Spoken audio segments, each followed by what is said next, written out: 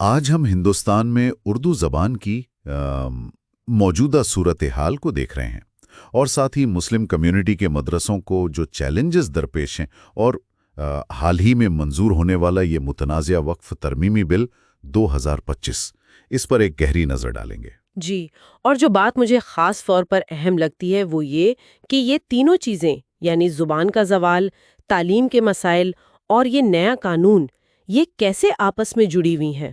بالکل، تو آئیے پہلے اردو سے شروع کرتے ہیں۔ کبھی تو یہ ثقافت اور ادب کی زبان تھی، آج کیا صورتحال ہے؟ ذرائع تو یہی بتاتے ہیں کہ اسکولوں میں بس ایک آپشنل مضمون ہے، ٹیچرز بھی کم، کتابیں بھی نہیں۔ جی ہاں، یہ ایک بڑا مسئلہ ہے۔ اور ایک اور بات، اسے اکثر غلطی سے صرف مسلمانوں کی زبان سمجھ لیا جاتا ہے۔ اچھا؟ جی، جس کی وجہ سے اسے وہ توجہ نہیں ملتی جو ملنی چاہیے۔ پھر معاشی طور پر کمزور طبقے سے جوڑا جاتا ہے۔ ڈیجیٹل دنیا میں اس کا مواد بھی کم ہے۔ اوہ! ہاں، اور یو پی، بہار جیسی ریاستوں میں جہاں اسے دوسری سرکاری زبان کا درجہ ملا بھی، وہاں بھی عمل درآمد آپ کہہ لیں سست رہا ہے۔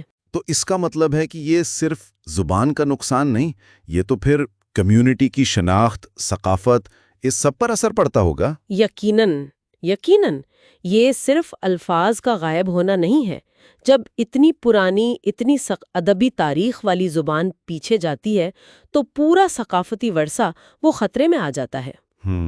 نئی نسل اپنی تاریخ سے، اپنی جڑوں سے آپ کہہ لیں کٹ سکتی ہے، اور ڈیجیٹل مواد کی کمی وہ تو اسے آج کے دور سے بالکل ہی الگ کر دیتی ہے۔ صحیح۔ اچھا، زبان سے جڑا مسئلہ تعلیم کا ہے، تو مدرسوں کی کیا صورتحال ہے آج کل؟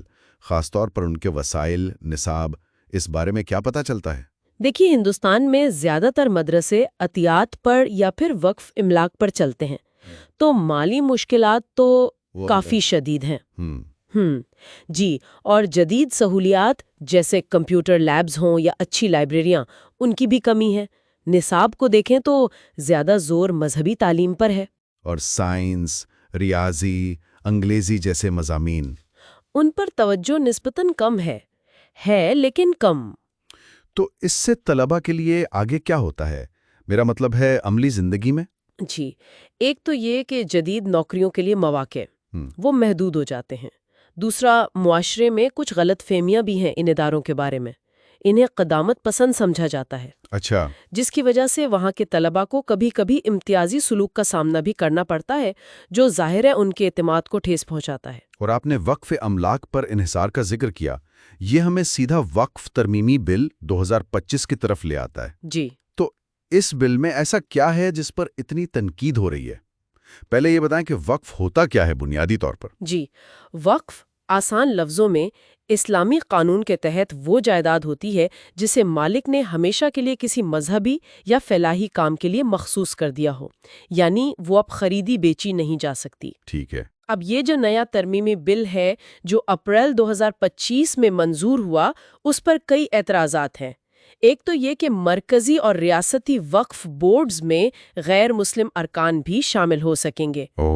اور جائیداد کی نگرانی، اس میں کیا تبدیلی ہے؟ ایک بہت اہم نکتہ یہ ہے کہ ضلع کے کلکٹر کو اختیار دیا گیا ہے کہ وہ کسی بھی وقف جائیداد کی جانچ کر کے فیصلہ کر سکے کہ وہ وقف ہے یا نہیں، اور اس کی ملکیت کیا ہے۔ اچھا، کلیکٹر کو؟ جی، اور تمام وقف املاک کی لازمی رجسٹریشن کا کہا گیا ہے، چاہے وہ کتنی ہی پرانی کیوں نہ ہو، 14ویں 15ویں صدی کی بھی ہوں۔ یعنی صدیوں پرانی املاک کی بھی؟ جی ہاں، اور ایک اور شک یہ ہے کہ اگر کوئی تاریخی مسجد یا مدرسہ آثار قدیمہ قرار دے دیا جائے تو اس کا وقف کا درجہ وہ ختم ہو سکتا ہے۔ تو اس پر قانونی اور آئینی اعتراضات کیا اٹھائے جا رہے ہیں؟ بہت سے قانونی ماہرین اور کمیونٹی رہنماؤں نے تشویش ظاہر کی ہے، جیسے سینئر وکیل کپل سبل نے کہا ہے کہ یہ آئین کے آرٹیکل 26 کے خلاف ہے۔ آرٹیکل 26 یعنی مذہبی اداروں کی خود مختاری والا؟ بالکل، جو مذہبی فرقوں کو اپنے ادارے چلانے کی آزادی دیتا ہے۔ پھر اسد الدین اویسی جیسے ناقدین اسے آرٹیکل 14 اور 15 یعنی برابری کے حقوق، ان کے بھی خلاف سمجھتے ہیں۔ اور جمعیت علماء ہند جیسی تنظیمیں تو اسے سیدھا سیدھا مسلم کمیونٹی کے حقوق پر حملہ سمجھ رہی ہیں۔ یہ رجسٹریشن والی شرط اور کلیکٹر کا اختیار، اس کا کیا مطلب ہے، خاص طور پر ان پرانی املاک کے لیے جن کے شاید کاغذات بھی نہ ہوں؟ دیکھیں، یہ ان تاریخی جگہوں کے لیے بہت بڑا چیلنج ہے جن کے پاس شروع کے تحریری ثبوت نہیں ہے۔ جیسے؟ مثال کے طور پر دہلی کی جامع مسجد، وہ صدیوں سے استعمال میں ہے۔ اسے کہتے ہیں وقف بالاستعمال، یعنی استعمال سے ہی وہ وقف مانی جاتی ہے، اس کا کوئی شروع کا وقف نامہ شاید نہ ہو۔ تو اب کلیکٹر کا اختیار اور رجسٹریشن کی شرط یہ ایسی املاک کی حیثیت کو غیر یقینی بنا سکتا ہے جن کے پاس پرانے کاغذات نہیں ہیں۔ تو اگر ہم سارا منظر دیکھیں، اردو زبان کی کمزوری، مدرسوں کے مسائل اور اب یہ نیا وقف قانون، یہ سب مل کر تو ایک کافی پیچیدہ تصویر بنا رہے ہیں۔ جی بالکل، یہ ایک طرح سے کمیونٹی کے خدشات، قانون سازی کے پیچھے جو بھی نیت ہو اور تاریخی ورثے کے تحفظ، ان سب کے درمیان ایک کشمکش کو ظاہر کرتا ہے۔ تو آخر میں ایک اہم سوال یہ رہ جاتا ہے کہ اب اس وقف بل پر جو عدالتی کارروائیاں ہوں گی، ان کے فیصلے ریاست، مذہبی اداروں اور یہ جو ہمارا ثقافتی ورثہ ہے، ان کے آپسی تعلقات کو کیسے نئی شکل دیں گے، خاص طور پر ان صدیوں پرانی املاک کے حوالے سے جن کے پاس آپ کہہ لیں باقاعدہ کاغذی ثبوت نہیں ہے۔